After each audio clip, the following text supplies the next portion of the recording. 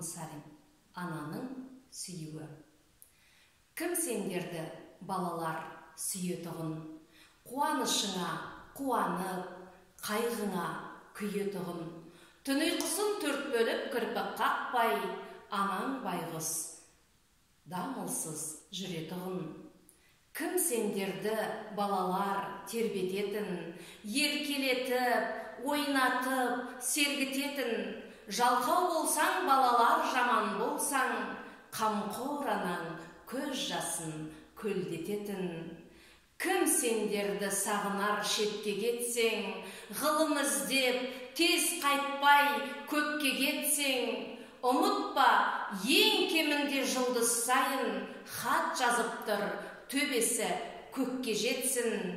Кім сендерді сағынар келгеніңше, құлындарын көзімен көргеніңше, сендер қайтып келгенде адам болып, еш арманым болмас дер өлгенше.